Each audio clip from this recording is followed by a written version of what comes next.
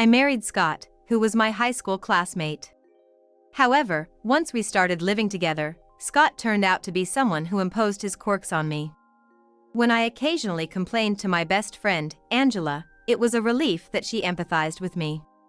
But one day, I saw Scott and Angela walking arm in arm into a hotel. 2 weeks later, Angela invited me to visit her and Martin's home.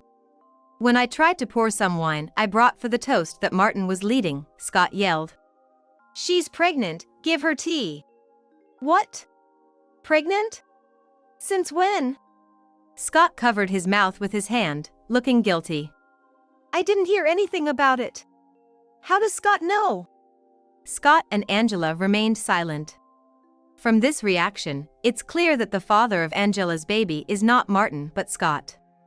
Imagining what would happen next made me laugh. What kind of excuses will they come up with? I can't wait to hear. They will have to deal with the mess they've created themselves. I'm Elizabeth, a 42-year-old. It's been 3 years since I married Scott, my high school classmate. Back when we were in high school, I only saw Scott as just another classmate. However, a few years ago, we met again at a reunion, and my heart fluttered when I saw how charming he had become. Scott seemed to be interested in me too, as he sat next to me at the after-party and actively engaged in conversation. On the way home, he asked if I would date him with the intention of marriage, and I immediately agreed. I had been so focused on my work that I had given up on marriage, but I saw this as my last chance. After 2 years of dating, we got married. I was excited about the happy life that was about to begin. At that time, I had no way of knowing Scott's true nature. Once we started living together, I realized that Scott had an extremely strong personality. He had countless rules for living. Not only that, but he also imposed them on those around him, forcing them to comply. For example, he would say things like this. "In the morning, open all the curtains in the house before waking him up. Keep the TV tuned to the same news program. Eggs should be sunny side up. Bread should be slightly firm, not too soft or too hard." There were also specific preferences for the brand of milk, the strength of coffee, and even how to fold laundry and clean. If I broke any of these rules, he would get upset. "This yolk is a bit too firm, isn't it? Can't you even cook eggs properly?" "I'm sorry. If you're that picky, why don't you cook it yourself?" When I timidly suggested this, he furiously retorted, "Cooking is your job. You shouldn't talk back. Just obey me." He ordered me around from a superior position, flaunting an image of a perfect wife. And he always ended by bringing up his mother. "My mom did everything the way I wanted. You should be able to do the same, right?" It's honestly hard to be compared to her whose life revolved around taking care of her only son. "Don't use work as an excuse. I let you keep working after we got married because you wanted to." Scott folded his arms, jutted his chin out, and looked down at me with a smirk. "We could live on my salary alone, but I'm indulging your selfishness. You should be more grateful." Hearing this kind of talk all year round gets really tiring.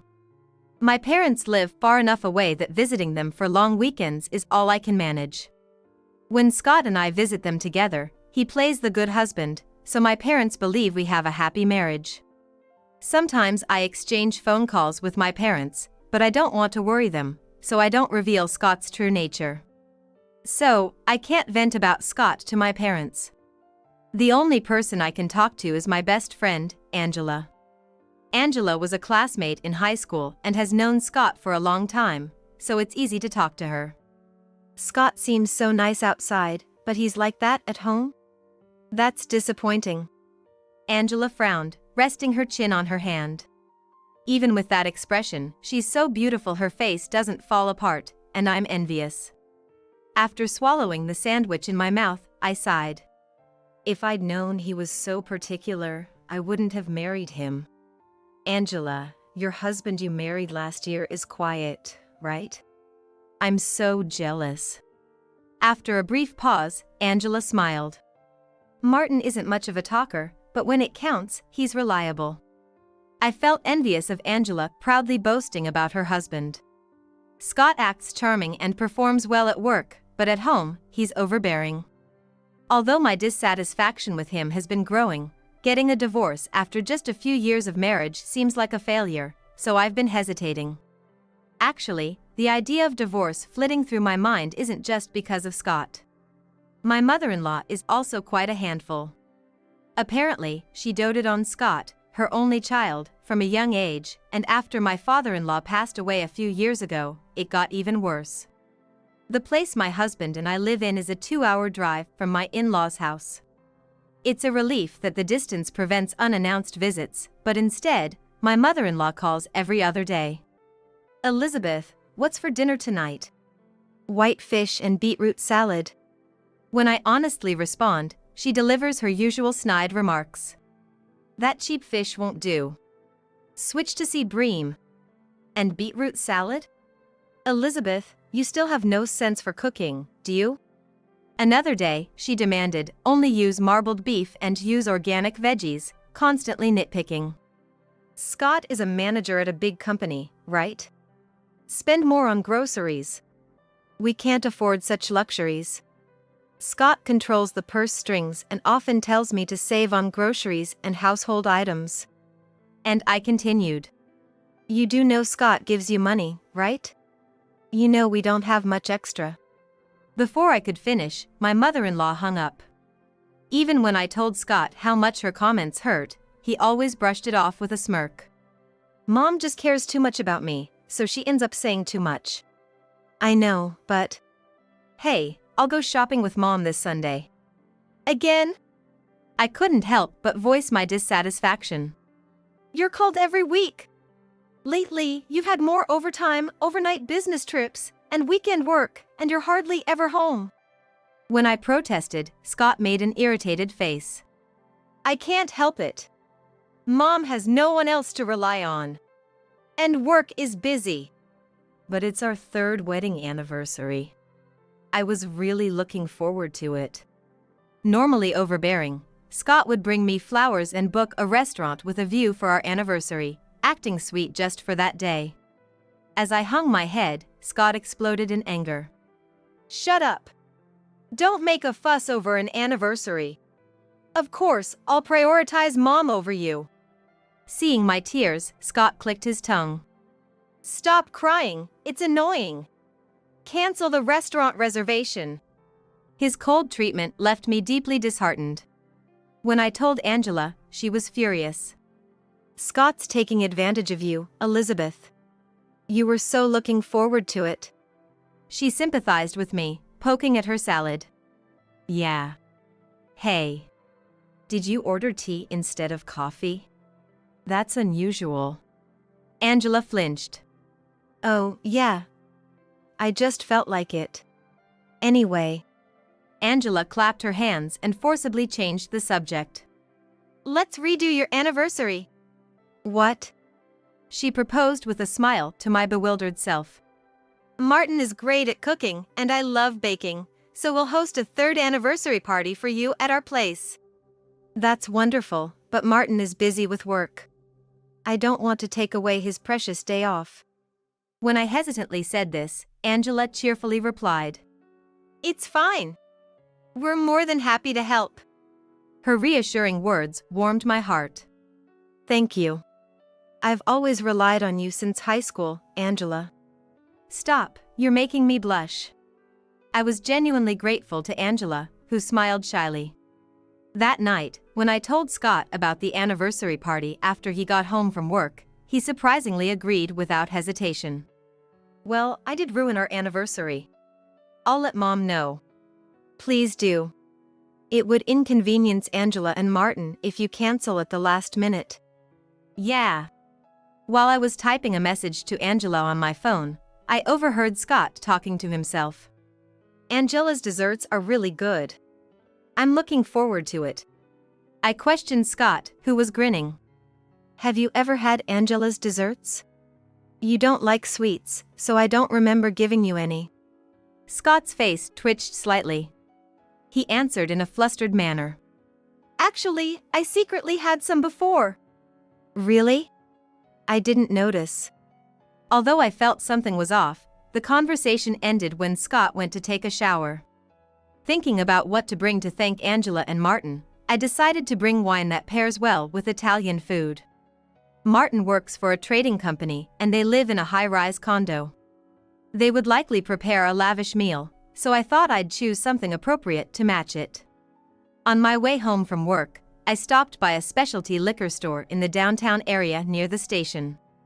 I bought a wine with good reviews and walked to the station with a spring in my step when I saw a familiar figure. It was Scott in a jacket. And the woman holding his hand was unmistakably Angela. I stared in disbelief at them walking a few meters ahead.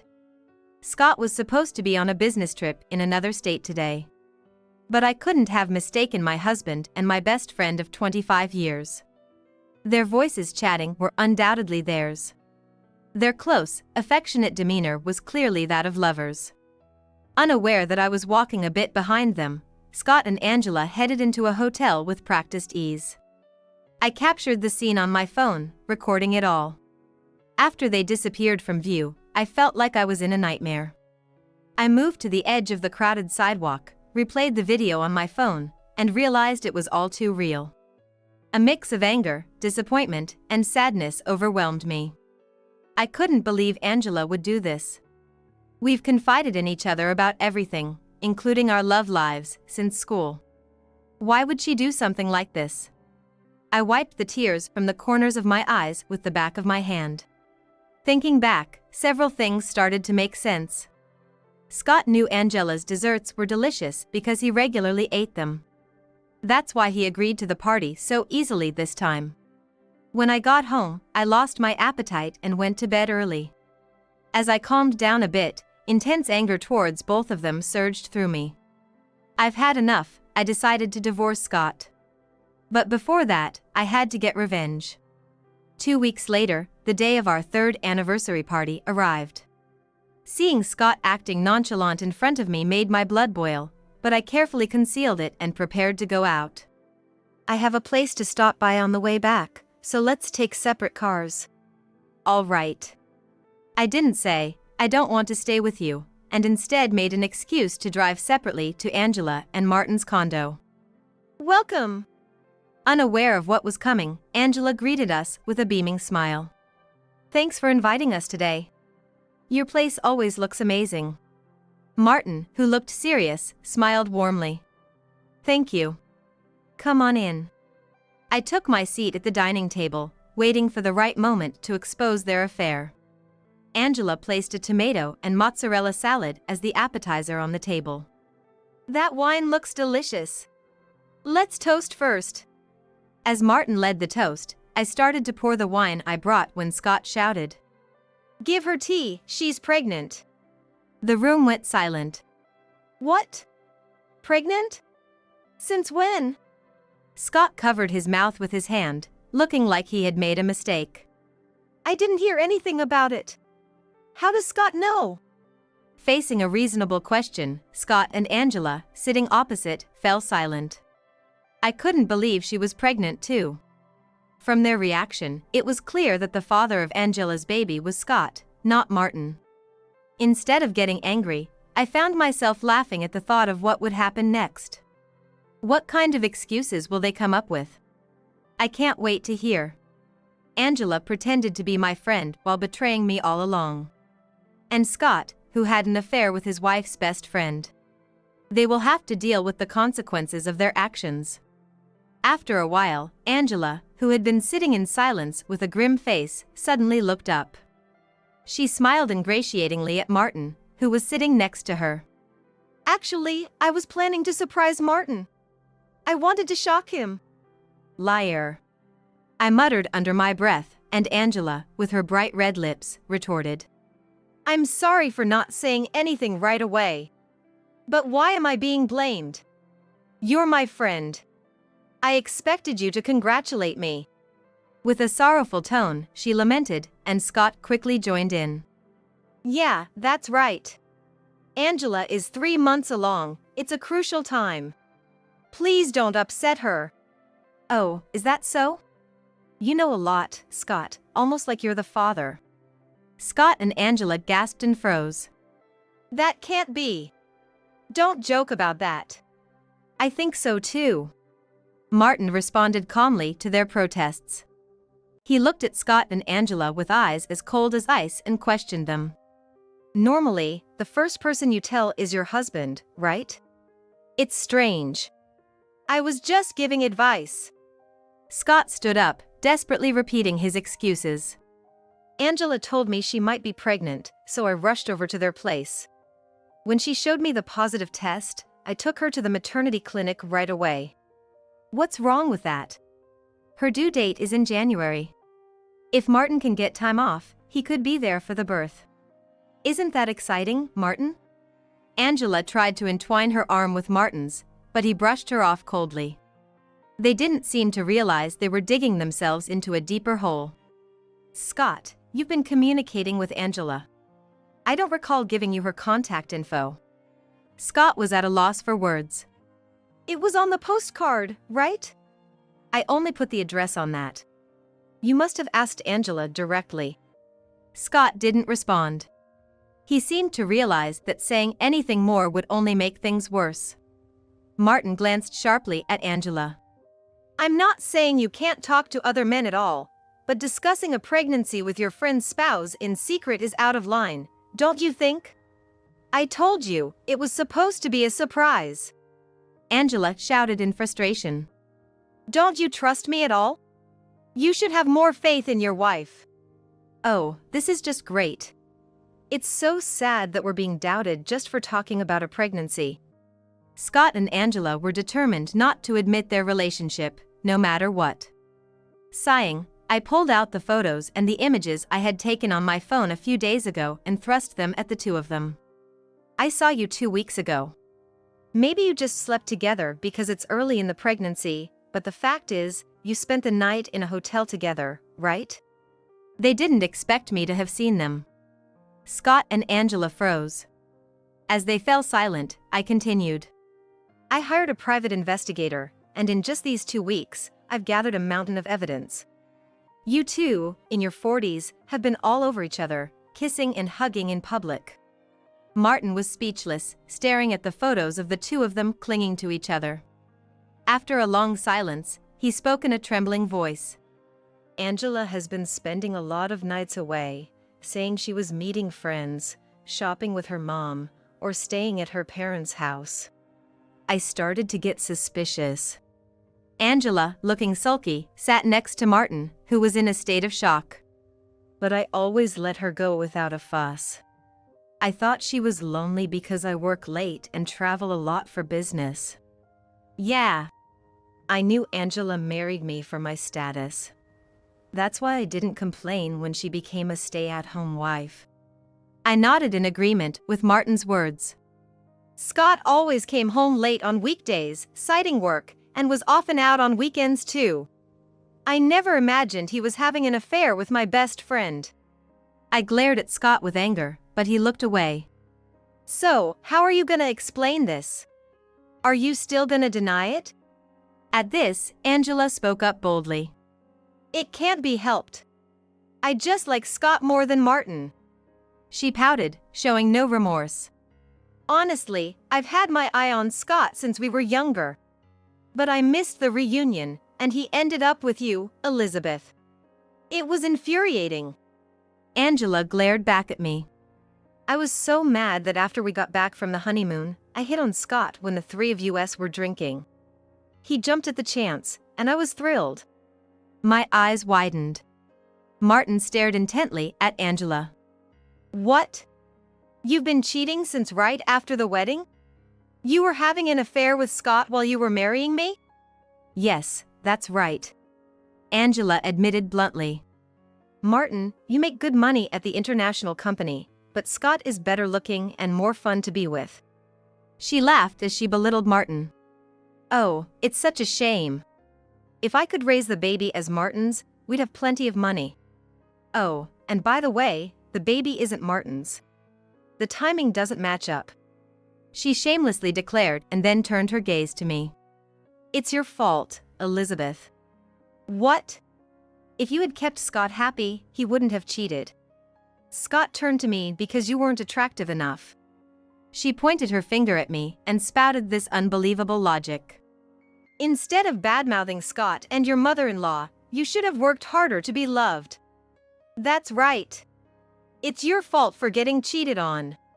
We didn't do anything wrong, Scott and Angela defiantly proclaimed, leaving Martin and me dumbfounded. We never expected to be scolded by the cheaters. I forgot my anger and burst into laughter. Scott, Angela, and Martin all looked at me suspiciously as I laughed. After a good laugh, I wiped the tears from my eyes. I see. I understand how you two think now. I pulled out more photos from my bag and laid them on the table. So, this isn't Angela's fault either, it's all on Scott then. Scott was speechless as he looked at the photos. And for good reason, they were selfies of Angela naked in bed with another man. Angela's face turned pale, and she began to tremble slightly. Where did you get these? I was the organizer of our high school reunion. Because of that, many of our former classmates attended our wedding. Do you remember, Scott? Yeah, Scott answered with a strained expression. When I was sending the wedding photos to our classmates, some of them complained about Angela. They said she came on to them despite being married. I remembered this recently and asked the classmates who didn't consult me at the time. It turns out they all had affairs with Angela. What? All of them? That's more than 5 people. Scott's mouth dropped open. They all said they were tricked into thinking she was single. They gave me these photos of them with Angela as proof. They asked me to give them to Martin in exchange for forgiveness. I handed Martin a list of their phone numbers as a precaution. Martin accepted it with a puzzled look. So, how about it? Did you really pretend to be single? Angela nodded easily. Yes. Those guys are so uptight that they wouldn't play with me unless I said I was single. I took the photos as a collection. I glanced over and saw Scott's face twisted in a grim expression. Despite this, Angela showed no fear and continued. You know, Elizabeth, many of our classmates went to famous universities and work for big companies. That's true. Angela grinned. Our class was pretty high level. Scott was one of the guys I had my eye on. You should be grateful. I felt a headache coming on. Angela was indeed beautiful, and I remembered her changing boyfriends frequently during school. But I never knew she thought like this. Naturally, Scott wasn't pleased and looked furious. Are you serious? Of course. Angela laughed, and Scott asked another question. Is the baby really mine? Well, probably. But it doesn't really matter who the father is. They're all handsome, stylish, and smart. The baby will surely be brilliant. That's not the point. Scott raised his voice. Back to the earlier point. It's your fault, Scott, for being cheated on, right? When I smiled at him, Scott looked like he had bitten into something sour and fell silent. The table was heavy with tension, and the feast remained untouched. Elizabeth, I'm sorry. This was supposed to be a celebration, and it turned into this. I forced a smile at Martin. It's all right. Ever since I saw them enter the hotel, I was prepared for today to turn into a showdown. Then I apologized to Martin. I'm sorry too. This must have been a shock for you. Oh, no. He trailed off, glaring at Angela with a stern expression. Talking any further seems pointless since you don't seem remorseful. I've lost my appetite and don't want to breathe the same air anymore. I'll be leaving. Fine by me. Angela responded indifferently. I'll give you the signed divorce papers. Handle the rest, including division of assets, through our lawyer. Divorce? Fine. I was planning to marry Scott anyway. Scott, who had been scowling, looked surprised. What? Of course. The others were just for fun. Angela looked seductively at Scott and leaned into him. I've cut ties with them, so it's okay, right? Now it's just you, Scott. I apologize for cheating. Let's get married. Scott blushed and scratched his head, looking embarrassed as Angela sweet-talked him. Can't be helped. Do you love me that much? You're the only one I'm serious about, Scott. That's why I hit on you even with Elizabeth around. Watching Scott and Angela flirt right in front of me and Martin, I felt like giving up and letting them do whatever they wanted. Martin scowled as he pulled out a suitcase and began packing his clothes. Fine. You can have him. I grabbed my bag and stood up, addressing Scott and Angela cheerfully. It's harsh to speak like that about the husband you've been with for 3 years. Poor Scott. Right? Elizabeth is so cold-hearted. As they embraced, lamenting, I continued. More than Scott, I'm relieved to be rid of that troublesome mother. Angela's face stiffened for a moment, but she quickly responded with bravado. Dealing with her is part of marriage. Complaining about it is just you being selfish, Elizabeth. Scott nodded vigorously at her words. Exactly. Well said, Angela. Did you fall in love with me all over again? Angela beamed, and Scott smiled happily. Yeah. Elizabeth used to complain about giving half my salary to my mom every month. It's important to have an understanding wife. Angela's eyes widened as she stared at Scott. Wait, you're giving your mom financial support? Yeah. He replied casually. It's a child's duty to repay their parents for raising them. Well, yeah. Around half my salary. Angela jumped up from her chair, nearly screaming. Half your monthly salary? How have you managed to live until now?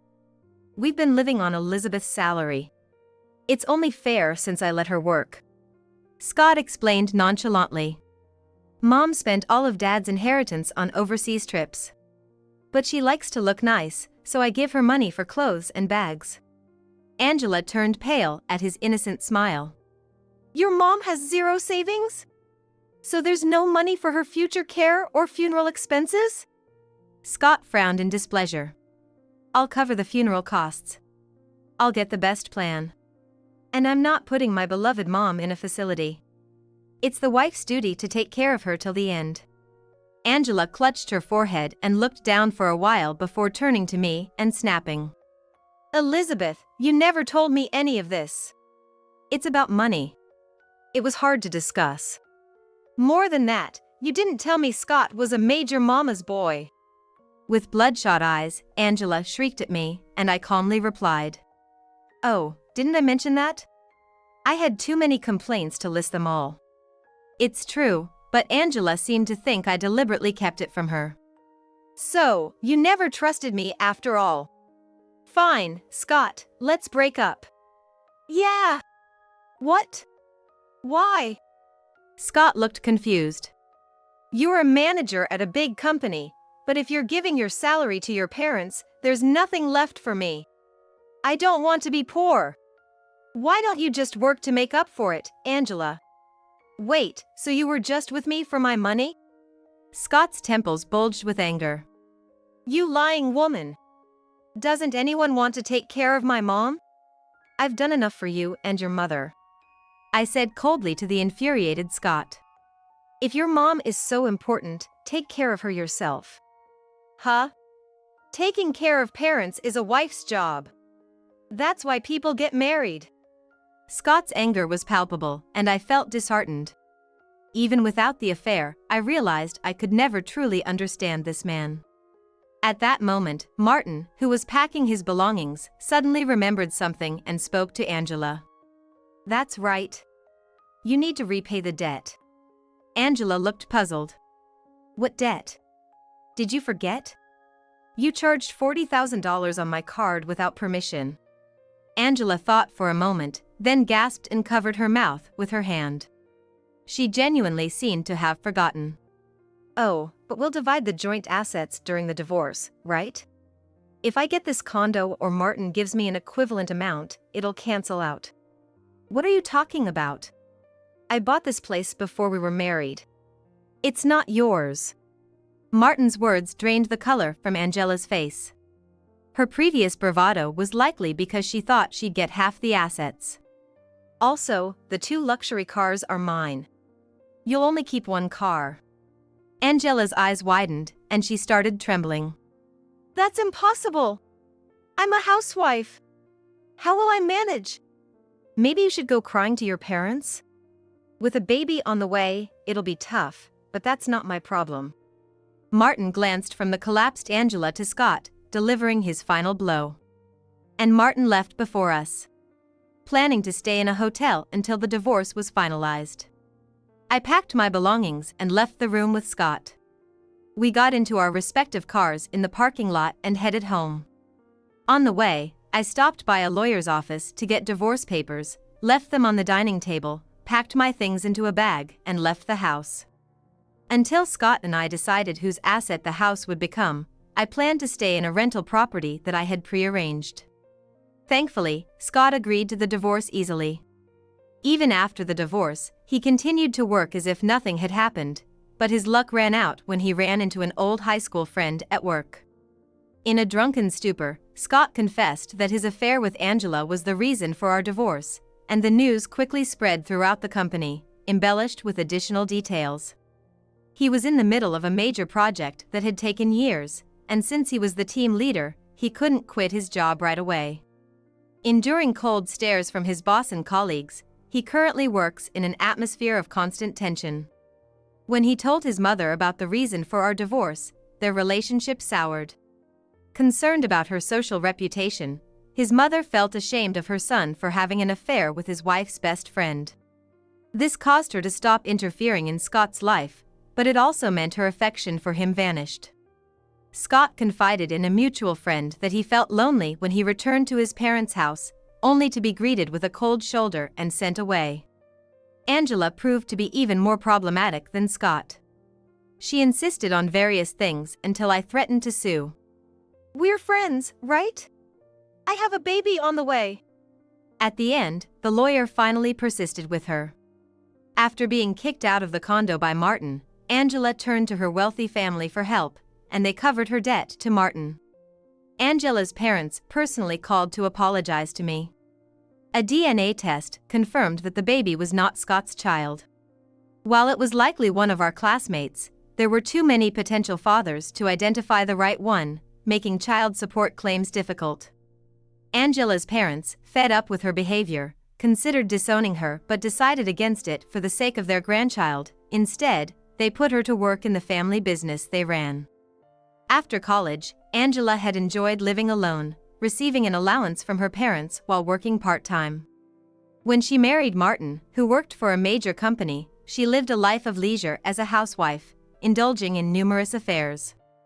Now, she is under her mother's strict supervision, working from morning till night. At home, she has to take care of her child, leaving no time to rest. Her salary goes towards her child and repaying her parents, leaving no money for leisure. "Elizabeth, I'm sorry. Please talk to my mom and ask her to give me some free time and pocket money. I'm suffocating from her constant nagging." Fed up with her persistent pleas, I blocked her contact. Serves her right. After divorcing Scott, I felt a tremendous sense of relief. I no longer had to worry about whether my eggs were runny or firm enough for anyone's liking. Although losing both my husband and best friend was unfortunate, it was a valuable life lesson. Thankfully, I have good relationships with my colleagues, so I didn't feel a significant sense of loss. From now on, I plan to enjoy both my work and personal life to the fullest.